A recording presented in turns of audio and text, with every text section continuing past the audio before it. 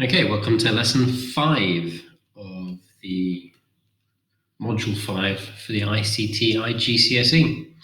Today, another straightforward lesson looking at a feature of software called checking tools, and then we'll go on to look at how in software development they introduce measures to check their own work as well. So it's all about checking the stuff that you're doing, whether that be inputting information or whether developing a piece of software, the ability to stop, check, analyze, evaluate, improve. So, as usual, we've got your intro screen with a numeracy task and a spelling task. Have a go at those. And then we'll automatically move on to look at some of our key topics. First one, checking tools. I've just said that spell check is the most obvious one that you use, whether it be on your phone or your laptop or whatever. You will all be using some sort of spell check every single day. There are better ones that you can get. Software like Grammarly is able to read the writing and put it into context, and then based on very fancy algorithms, can recommend improvements or alternative phrases you might want to use to basically write better English, make yourself sound more fancy, right? If you have no idea what I'm talking about, maybe you haven't seen the adverts. Everyone sees different adverts whenever they log on to YouTube based on your browsing behavior and the cookies that you leave behind and things like this. For me personally, I get Grammarly adverts constantly. If you have no idea what I'm talking about, there is a link just here, and have a go, watch the advert. It explains it. So that is a checking tool.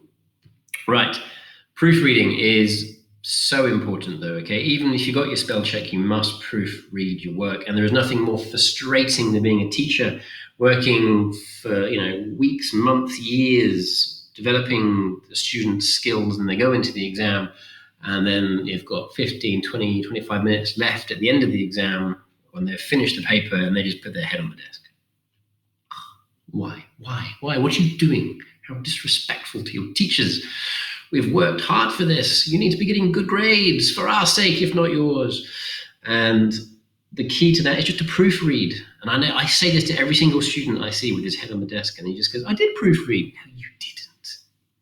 No, you didn't. And if you did proofread, you glanced at it. And if, you should be proofreading it thoroughly once, twice, 3 times. Keep proofreading until the end of the exam, until the examiner is pulling you out of the exam room and you're still by your fingernails. Do not stop proofreading your work in exams. Use every second you have been allocated to check, double check, triple check. Right. However, that said, if you are writing, say, a dissertation or a first draft of a novel or something like this, it's always best to get someone else to proofread, because you might have written absolute nonsense. In your head, it makes perfect sense because you're the one that wrote it. And I do this all the time as well. Probably half these PowerPoints. Certainly, people tell me that I write a lot of gobbledygook. But to me, it makes perfect sense. So always best to get someone to take a look at it. If it's a big piece of work, you might want to go and use a freelancing platform like Upwork, where you can see here, you could hire Susan P. or Kim F., for example, to do professional proofreading for a set fee per hour. And, you can spend some money there to get that done. So proofreading, very important. Right. Now, a word I struggle to say, iterative development. Iterative development. Let's go for that. It's a process of continual self-reflection and improvements. And this is something that every organization, every school, every football team, every individual should be doing on a routine basis, which is stopping, reflecting, seeing what's going well, seeing what needs improving, making plans to make those improvements. Okay. Right. 3 questions for you to get through there. Then we're on to task 2. Task 2 is about requirement checking. Requirement checking is so important, particularly for your Paper 2 exam. Paper 2 exam, the Unit 6 software skills, is just a list of requirements. It says you must do this, and this. And to get 100% in the exam, all you have to do is this, and this, right? It's that simple.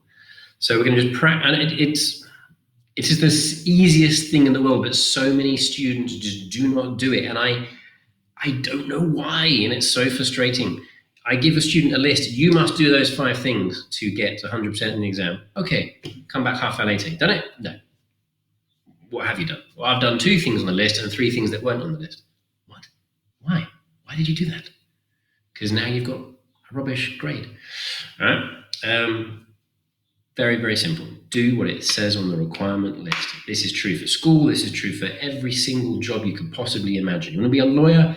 There is a requirement checklist somewhere. You want to be a soldier? There is a requirement checklist somewhere to pass your training, to become an officer, to get stripes on your shoulder, to do whatever it is you want to do, right? Every single profession has a checklist of requirements. Find that checklist. Do what it says.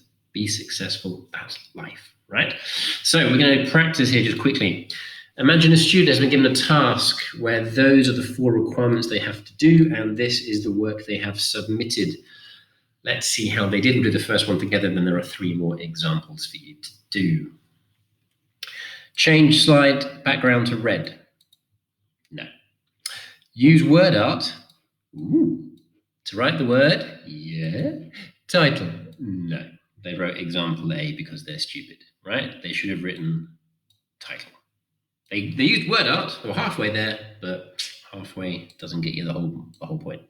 Right, write a bullet point list of the days of the week. No, they wrote a list of the days of the week, but it wasn't in bullet points. And put your name in the footer. And yes, Mr.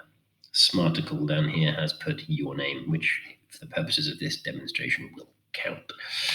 Right, example 2, I want you to have a go. Example B, rather, have a go at. Example C, have a go at. Example D. Tell me, what did they get out of 4? 1 out of 4, 2 out of 4, 3 out of 4. Did they get better? Did they get worse? Tell me. All right? What were your answers? Submit those grades to your teachers, right? Next thing. Now you get to be that student. You've got a requirement list there of 6 things. I want you to do this in a word processor, whether it be Word, whether it be Docs, whether it be whatever it is. Do these 6 things. Put your name in the footer, write requirement task in the header, requirement task. Insert a grayscale photograph of your choice. Okay, go on Google, grayscale. Find one, no problems. Set the page orientation to landscape. Write a title in bold and in Times New Roman font that reads, move my head out of the way, this is my IGCSE homework. And then once you've done that, center that title, right? Do that, save it, upload it, job done, lesson done. Okay, well done. That is lesson 5. There are 2 more lessons left, 1 more real lesson, and then a sort of check, quiz, assessment, style, test lesson, right? So we're almost there, way more than halfway through Unit 5. Well done.